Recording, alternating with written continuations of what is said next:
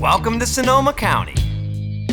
Sonoma County has a laid-back vibe that allows you to get lost drinking, well, a whole bunch of different grapes.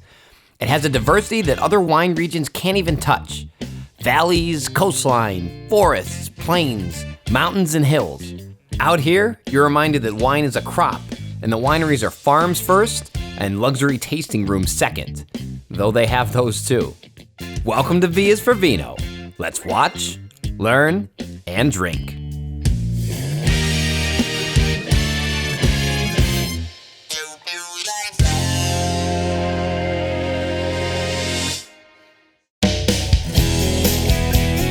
Sonoma County is located just north of San Francisco, right next to Napa County.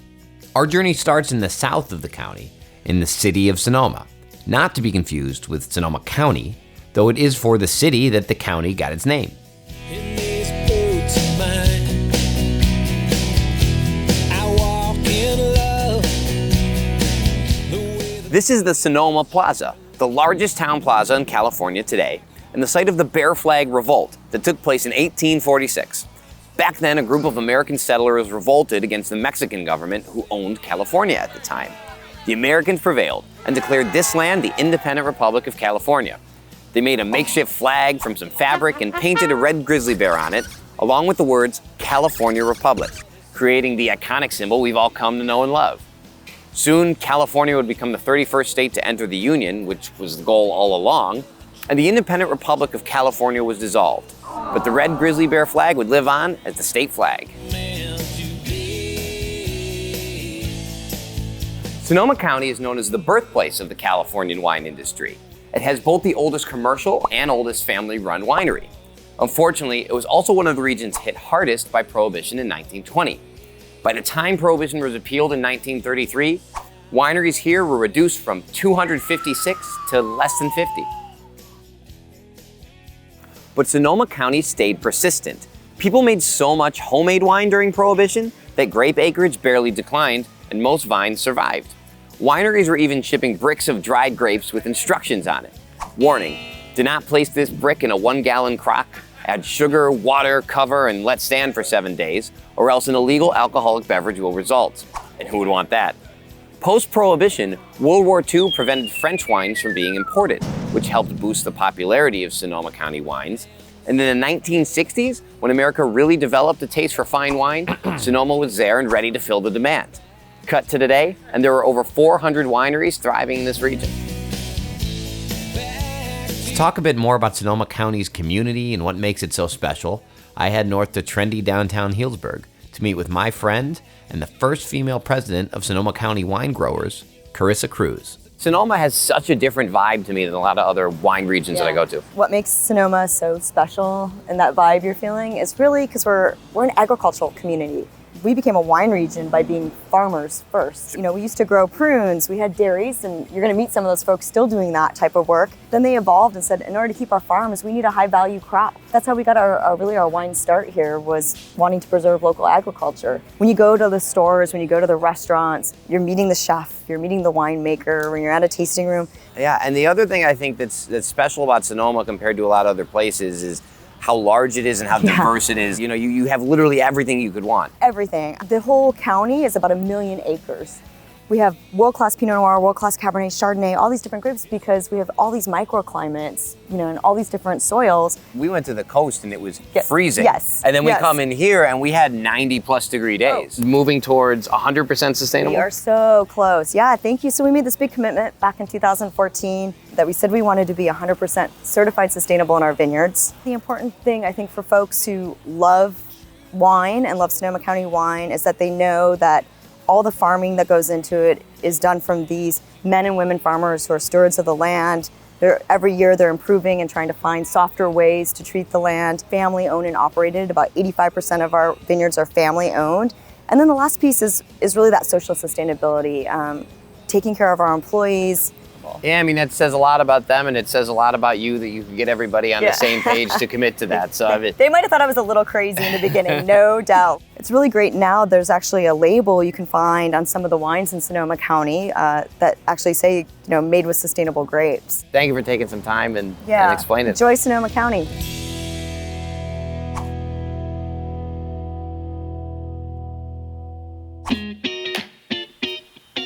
Believe it or not, Sonoma County is double the size of Napa County, at over 1 million acres of land. What this means is that there's a huge variety of climates, terrain, and altitudes, and consequently, it isn't known for just 1 or 2 grapes like some wine regions. It's known for a whole wide variety of grapes. Because of this, Sonoma County is a place where the national regulatory system called AVA works really well. But what's an AVA? Well, it stands for American Viticultural Area, sometimes called an appellation, and Sonoma County has 18 of them. In its simplest form, an AVA is a geographical area that you can produce wine in. If you want to produce wine that has the name of an AVA on the label, say Sonoma Coast for instance, you have to follow the 85% rule. 85% of the grapes in the wine must come from the Sonoma Coast AVA. It's kind of like brand protection for consumers. I can't just make bathtub wine from grocery store grapes in my Los Angeles apartment, slap the word Sonoma on it, and try to sell it as Sonoma County wine. Most winemaking countries have some form of this. France has AOC, Italy has DOC, Spain has DO, but it's important to note that the European designations have quality controls in place as well. AVAs are simply geographical. We don't regulate how you make the wine, only where the wine comes from. You've probably already heard of a few Sonoma County AVAs. Russian River Valley, Carneros, Sonoma Coast. Each of these AVAs specialize in their own varietals, and they also provide Sonoma County winemakers with the option to source unique grapes from neighboring AVAs. Just because your winery is located in an AVA that specializes in one grape varietal doesn't mean you can't grab some grapes of another varietal from a neighboring AVA to produce a different wine. Give me that. At the end of the day, the label will say where the grapes come from, regardless of where the wine production occurred, because it's where the grapes come from that determine the true character of the wine.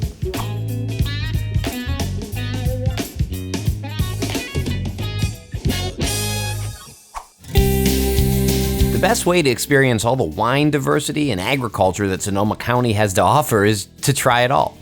So today we're going to hit up as many AVAs as we can, picking up wine, produce, and goods everywhere we go. A Sonoma County scavenger hunt, if you will. Our first stop is in the Russian River Valley, an AVA that isn't protected from the ocean breezes by mountains, which means the fog rolls through the Petaluma Gap and keeps the grapes nice and cool. This extends the growing season, which, as you may know by now, is loved by Chardonnay and Pinot Noir. But this family winery produces more than just wine. Bucher Winery is also a 700-cow organic dairy farm. So before tasting, I spoke with John Bucher about his respect for ethical and responsible farming. So we've been here a little over 60 years. Over the years, we've evolved to where we've converted our dairy to organic. And so we produce organic fluid milk for our local processor, Clover Sonoma. We have a total of 700 cows that we milk twice a day. We were one of the first dairy companies that was certified by the American Humane Association on humane treatment of animals. And that's on every carton of Clover Sonoma milk. You know, it's amazing to see them out here treated the way they're supposed to be treated. Yeah, and we vote with our dollars as consumers, and supporting these animals treated like this will eventually force everybody to maintain these same standards. They're gentle giants. They really are neat to hang around with. And cows are really cool in fact that they can utilize a lot of feeds that humans can't. It's a byproduct that would go to waste, and cows can eat that, give us something high quality, high nutrition product in return. So this is how we start the calves. We call this our nursery area. Their most critical time health-wise is the first 3 to 4 weeks of their life. Think about a nursery in a hospital. By individually caring for the animals, we know what goes in, what goes out. We can monitor the temperature and ensure that they're going to be healthy and really have a great start to life. It's really important for the calves to get the colostrum milk. That's how they get their immune system built up, is through the colostrum. So not only do they eat high quality colostrum, but they need it within a few hours. With organic dairy farming, we're not allowed to use antibiotics. So we really rely on ultra high management and care for the animals. And these individual nursery hutches are what help us do that. Once they're eating hay, they're growing, they get moved into smaller group pens, about 8 to 10, and then get socialized there. And then from there on, they're always with their herd mates. And then once they're at least 6 months of age, then they're out into the pastures. Here we are in July, which is one of the warmest months of the year for us here in Northern California. So trying to keep the animals in a shaded area is really important. They have access to the pastures. They just don't like the heat. Right. If it's really hot, we're looking for a shady spot. I mean, animals are no different. They're free to kind of do what they want. They are waiting or being milked for no more than an hour to hour and a half in the morning, and maybe about the same, about an hour and a half a day. So think about 3 to 4 hours a day is really... I'll take a 3-hour work day. Yeah. So the rest of the time they're...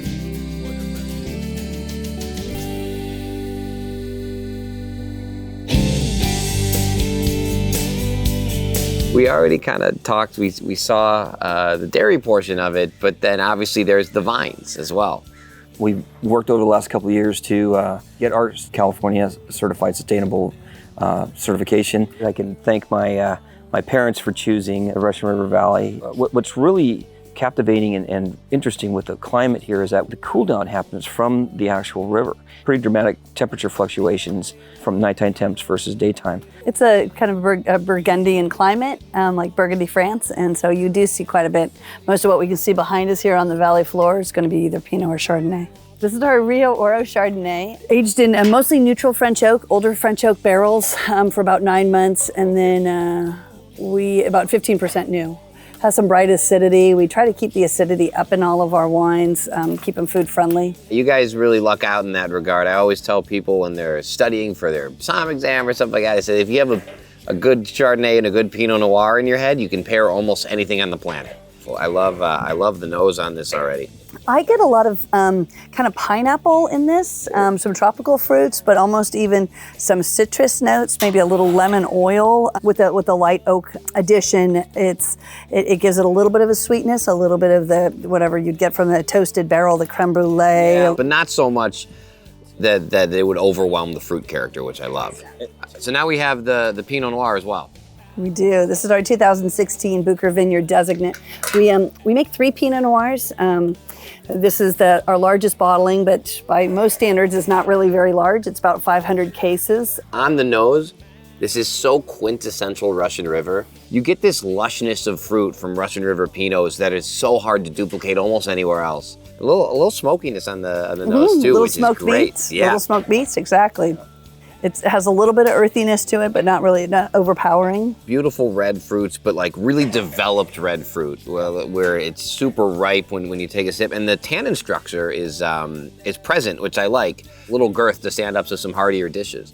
Well, thank you guys so much. These are incredible wines. Cheers, guys. Cheers. Appreciate Cheers. it. You can come back. Cheers. Come back whenever you want. I grabbed my Bucher cheese and wine, and we were on our way to our next AVA that has been producing the quintessential American grape Zinfandel for over 100 years. But before we head there, let's talk about Zin. For much of California's history, Zinfandel was the most planted red grape until Cabernet took over in the 90s.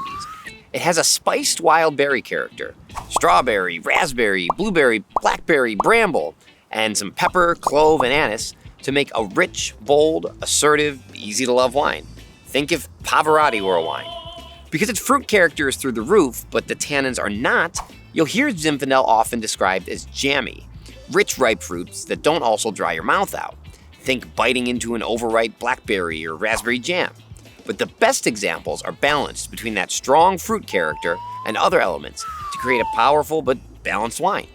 Zin thrives in the heat. It doesn't mind 90-degree days, but it also doesn't mind cooler temperatures. This means the wines can range from black fruit and high alcohol to red fruits and lower alcohol, depending on where it's grown.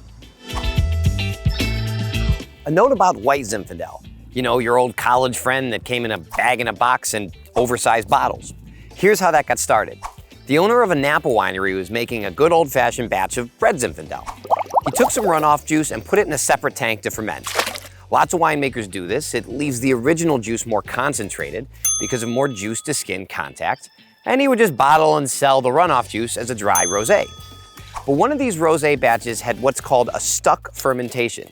The yeast died before it ate all the sugar, and all that leftover sugar produced an overly sweet rosé wine. He decided to just bottle and sell it anyway. Whatever. And to his surprise, it sold like wildfire. The cultural effect that resulted was so strong that most people today still think that all rosé is sweet. And it's still so popular that 85% of Zinfandel grapes produced are used specifically for white Zin. White Zinfandel gets a bad rap. But let me say this, is it transcendent wine? Usually not. But white Zin does introduce many Americans who are used to chilled, sugary drinks into wine in the first place. And frankly, who am I to hate on anything that gets people into wine? More importantly, the popularity of white Zin actually saved a ton of old Zinfandel vines that would have been ripped out and planted with more popular varietals. Now, we have a bunch of old vine Zinfandels that wouldn't have been around otherwise. Speaking of old vine, just how old is old? Typically, it's accepted that vines over 50 years old fall in this category. Old vines are said to produce better wine as they produce less grapes, which means more concentrated fruit. But there's no regulation to this. Anybody can slap old vine on their label. So if you're looking to specifically try some old vine Zinfandel, your best bet is to check online and verify the vine's age on the winemaker's website. If it's truly old vine, they'll most likely be bragging about it.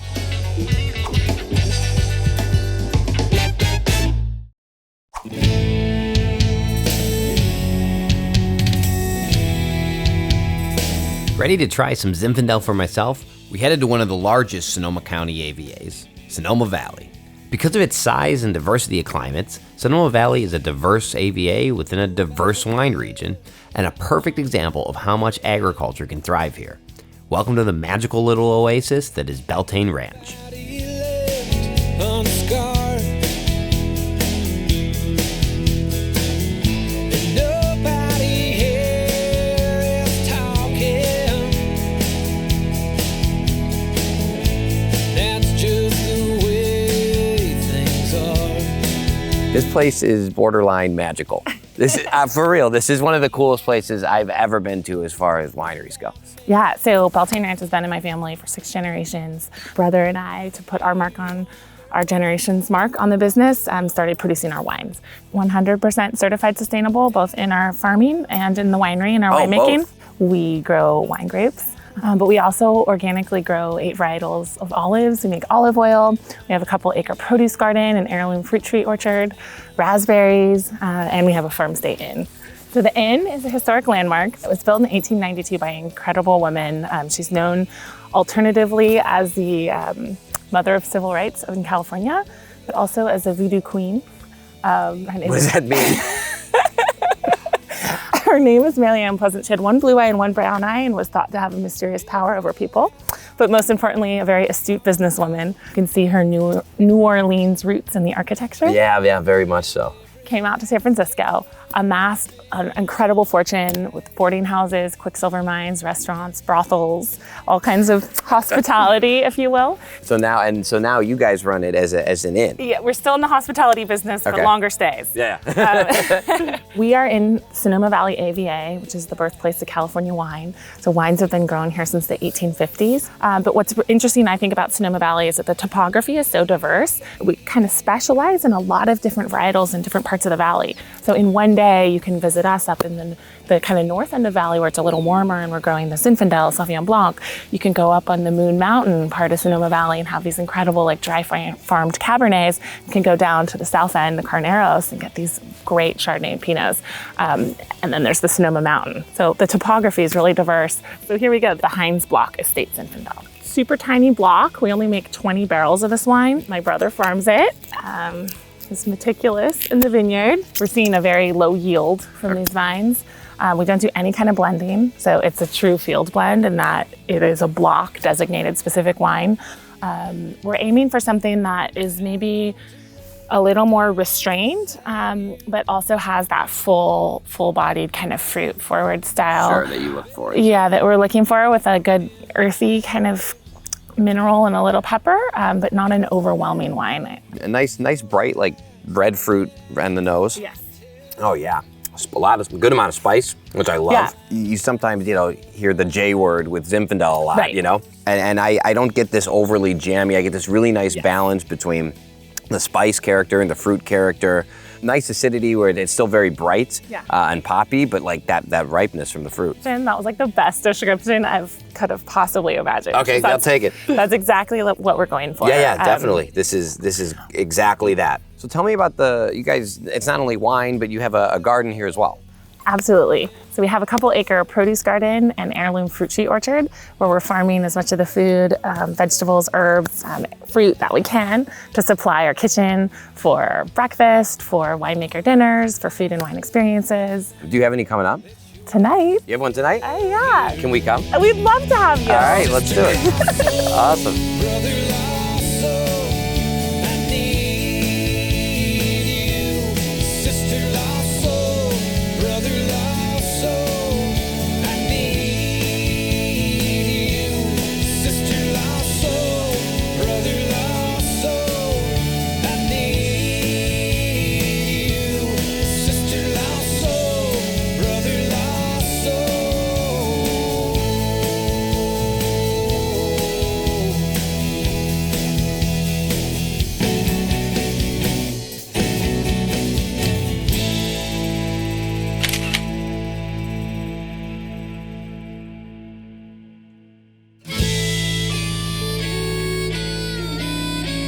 Packed up my Beltane Zinfandel and fresh produce and head to our final wine stop.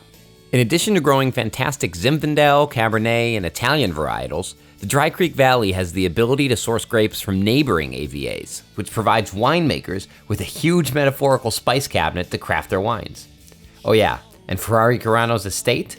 Not too shabby. A penthouse with no bills to pay. Life on the drag ain't always So we started in 1985, and it was a passion for Don and Rhonda. They own casinos and hotels in Reno, Nevada, and they came down to Sonoma County to go wine tasting and fell in love with Sonoma County, and it kind of reminded them of Italy, and Genoa is where Don's family is from. And how did you get started in wine? I started, I was a biology major out of Sonoma State, and I worked at the Pacific States Marine Fisheries Commission, but I'd have to cut fish all day.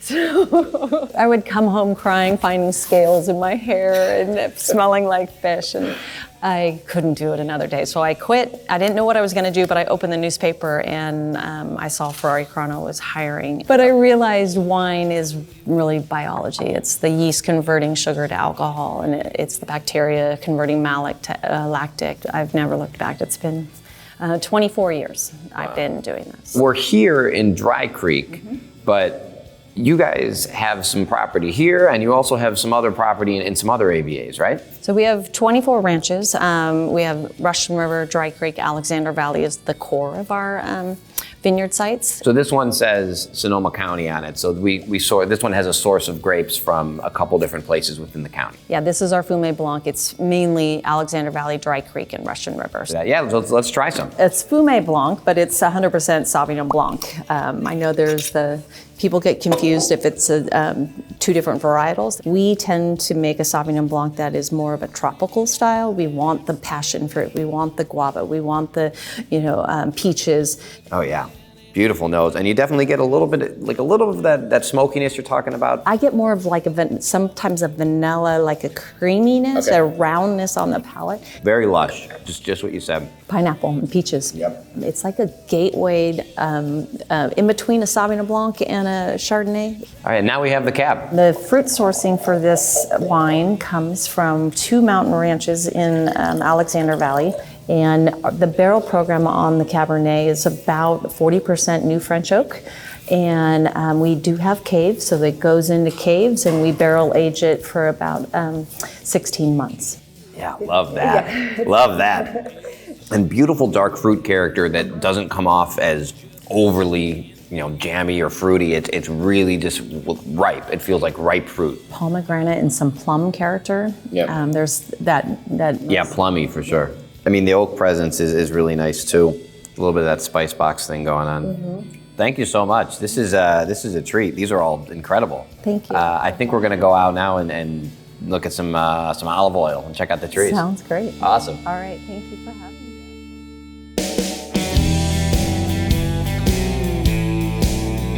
What is your official title? Because I just keep calling you olive oil lady, and that's not right. My official title is Grower Relations Manager. Generally speaking, what I do is I help the winery source grapes for our wines. Because I knew something about growing olive trees, when I got here in 2012, the olive go. oil. Yeah, they said, you know how to grow trees. Here you go. For Ferrari Corona, we have 800 trees. Are olives a fruit? They are a fruit. Okay. The pits are in the center.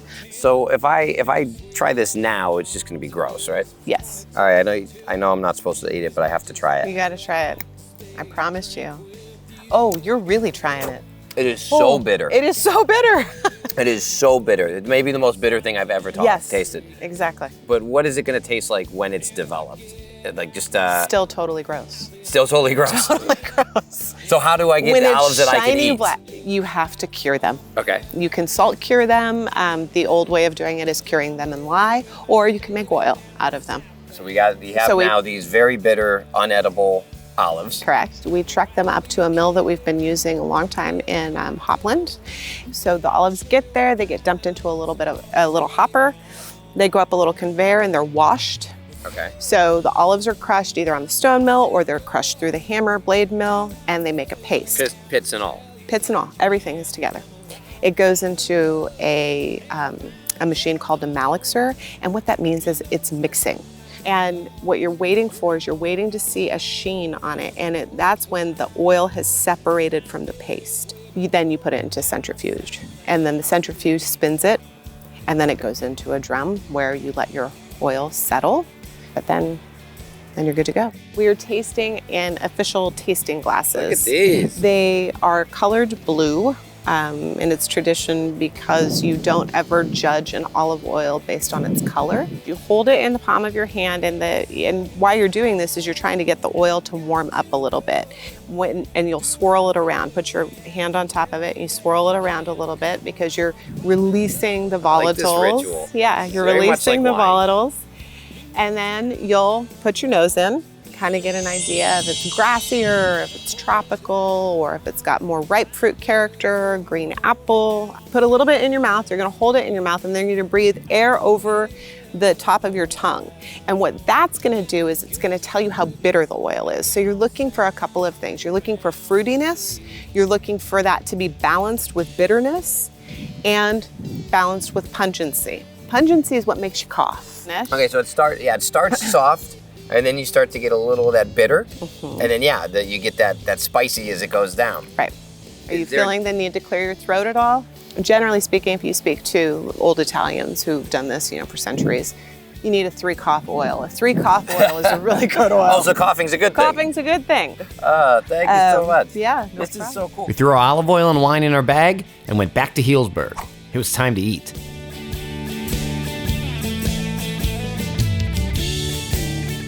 If you'd like the wines from this episode and more, head to viasforvino.com and join the Vias for Vino Wine Club. We'll ship these wines right to your door so you can drink right along with us.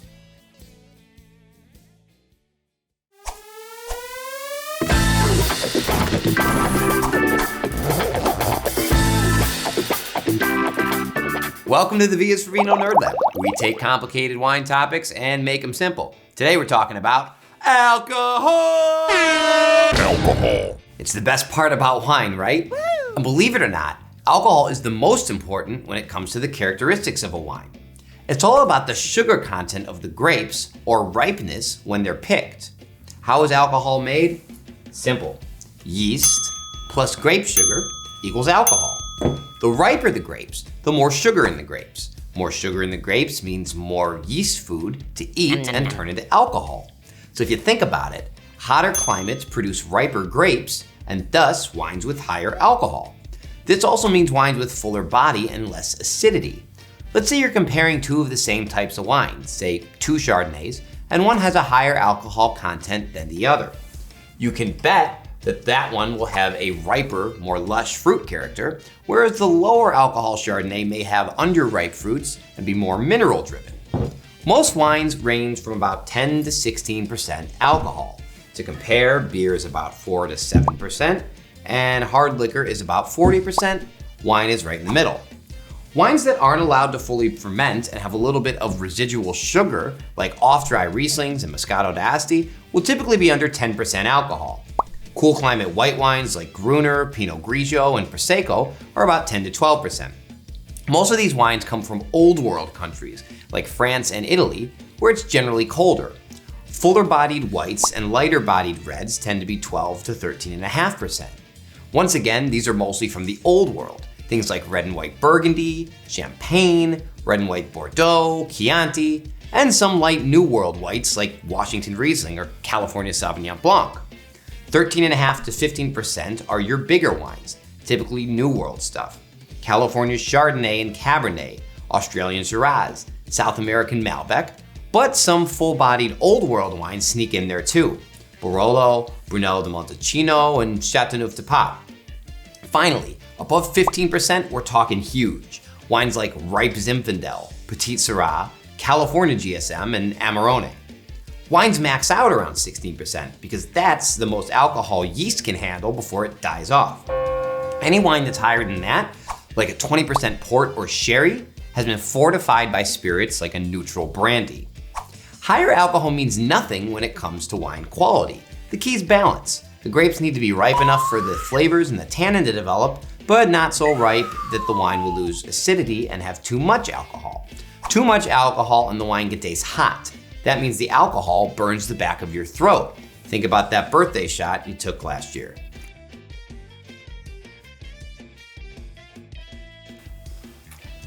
Oh, if you've ever seen somebody looking at the legs of a wine and commenting on them as if they were walking down a runway, know this. Legs mean nothing in terms of quality. They refer only to alcohol content. Because alcohol and water evaporate at different rates, legs are simply thicker and slower in a wine where the alcohol content is higher. I hope you enjoyed today's Nerd Lab on alcohol, and as always, keep geeking out.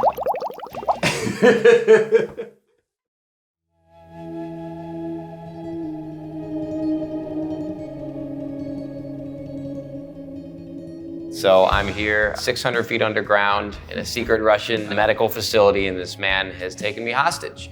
So explain to people at home who don't know why we're in this gear. I look like I'm going into surgery. Tell me about this process. We have to treat making craft artisanal product like surgery. You have to be in the ultimate clean environment. And so this is a clean room for meat production. Tell me about the concept of the both butcher shop and I guess I would call it you'd call it a butcher shop, a deli, a restaurant? Butcher shop, cafe, tasting room. I just thought it was a neat thing to be able to taste wine, talk to people about meat, be able to cook up a steak for them. It's a very simple menu, but we hope it's good. Well, the people I've spoken to have told me the only thing I've seen like it has been in Italy. The fact that, you can go in there and just have, grab and go for your picnic lunch, or you can stay and have a tasting menu and taste the wines, or you can have a full meal if you want. I'll flatter you a little bit and say that your family is wine royalty up here in Sonoma. How did this all come about from that? I had the opportunity in 2012 to go to Italy to meet Dario Cecchini. We had lunch at his restaurant. Dario's so magical and so energetic. I just asked him at the end of a long lunch after many glasses of Chianti, I asked him if I could come intern. I learned to cut the Italian way, break down beef the Italian way. He taught me the importance of utilizing the whole animal. He instilled in me that we have to make recipes from our area. So the sausages in the shop, most of those are local recipes. Half of the salumi we make are from recipes from this region. For a layman like me who doesn't understand the process of making salumi, it sounds very similar to winemaking. It has fermentation involved. It's all about the quality of the ingredients and the agriculture and the product you're putting in. So give me the step-by-step. You stole my lines, Vince. You stole my lines. It's just like winemaking in that it's about quality of ingredients. It's about creating a spectrum or layers of flavor and palate weight. We cut our meat, we cut our fat, we mix our spices, we add in the bacteria, and we add a small amount of sugar. The sugar feeds the bacteria that causes the fermentation. We're among the lowest in the country at what we ferment at.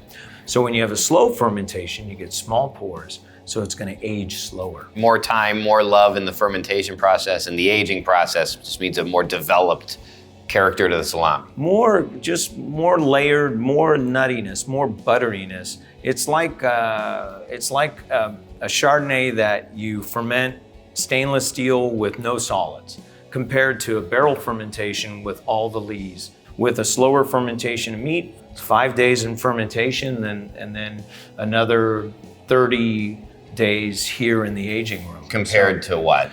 A lot of the industry can make a chub like that in 12 days. Dude, I can't wait to try these. Thank you so much. Thank you, Vince. With our scavenger hunt complete, it was time to culminate our day by taking all of our ingredients and creating a true Sonoma County meal with Chef Adam. So we're gonna start with a very simple pizza: zucchini, cherry tomatoes, basil.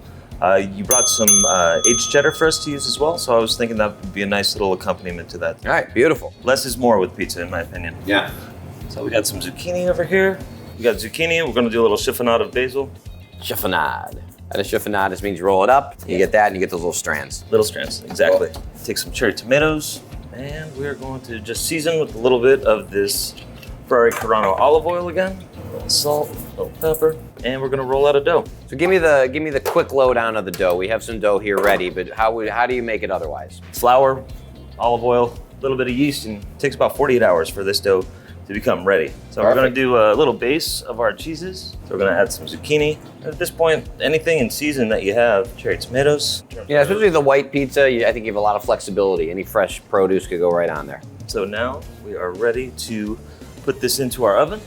Our oven's roughly about 700 degrees. You can do it in your home oven, right? And just put it on as high as it goes. Absolutely. They sell stones and stuff like that you can put into your oven as well. Yeah, you can see it's got a good spring to it. Yeah, this is gonna be quick. Beautiful, look at that.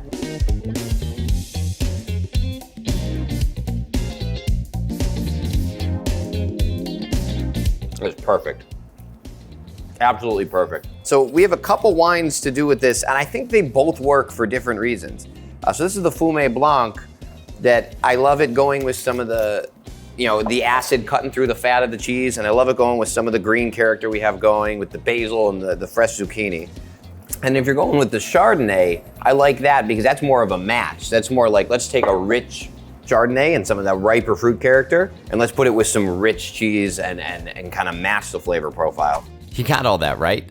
The acid of the Sauvignon Blanc cuts through the fat of the cheese and goes great with the floral basil and acts as a palate cleanser, while the more heavy, buttery Chardonnay can stand up to the rich, creamy flavors and weight of the sharp cheddar and the mozzarella.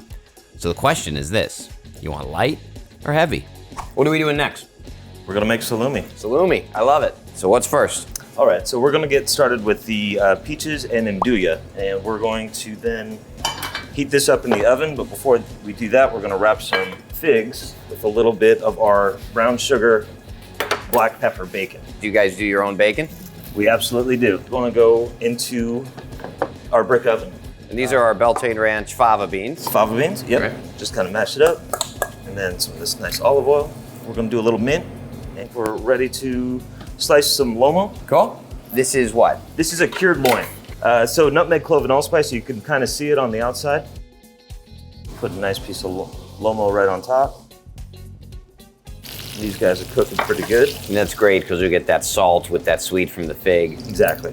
And I think we're ready to start assembling a salami platter. So what's your key to a good salami platter? You need a little bit of diversity in it. We have one of our salumis called Il Pio, which is named after Pete's father. Listen, some guys get a street named after him, some get a salami. Yeah, exactly. Exactly. We have one that's Parmesan and porcini. We have Finocchiona, which is going to be part of our club release right now. We have a salami club. Salami club. Absolutely. Oh, that's a cool club. I know wine clubs. We will send you salami in the mail. Definitely a whole muscle. Vittoria is going to be a Sicilian style, kind of with fennel and orange in it. Calabrian is going to have Aleppo pepper, a little bit of oregano and Zinfandel. Chorizo is a fun one because it's in the Spanish style of chorizo, but we add tequila into it. Okay, there you go. Yeah. The Sonoma Millworks boards that we use, these guys are I like this. commissioned wine barrels. So these are wine barrels? Yeah, I'm pretty sure he's cool. using all the wine barrels on these guys. So then we just try to make it look nice for people. I gave you a challenge because not only did I give you a whole bunch of fresh produce to incorporate in dishes, but we had a lot of wines to pair. And I think this is perfect because a salumi board's so varied, right? Just like you said, like you have a lot of diversity, and so you need a lot of diversity in the wines to go with it. And I got to dig in on this crostini.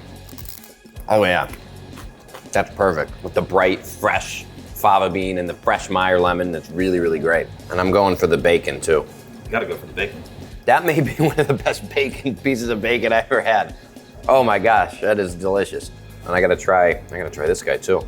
The spice on this is pretty intense, but that peach is so sweet. I'm glad to have a lot of pairing options for this board. Anything spicy can't pair with high alcohol or high tannin because it'll enhance the alcohol flavor, so we'll drink the fruit-forward Pinot Noir with the spicy Salumi. The medium-bodied Zinfandel is good for the medium-fatty Salumi, and the spiced wine is also perfect with the peppered, bacon-wrapped figs. And the high-fat Salumi and hard cheese is a great match with the tannic Cabernet. Cheers, man. Cheers.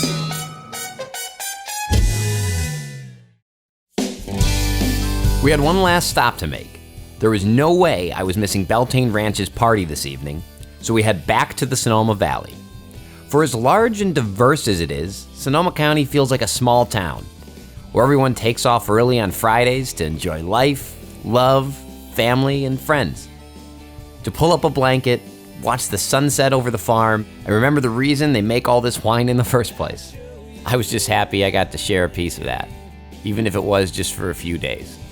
I hope you enjoyed Sonoma County, and we'll see you next time on V is for Vino.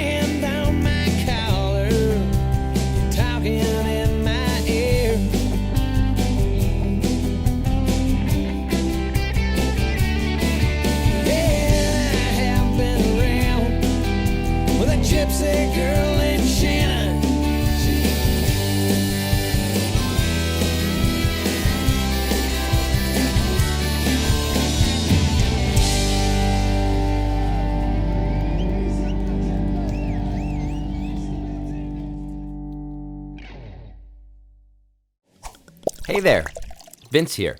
Do you want more V is for Vino? I have a bunch of exclusive behind-the-scenes content on my Instagram, @V is for Vino. I interact with you and have new posts all the time, so go right now and give a quick follow so we can stay in touch. Cheers.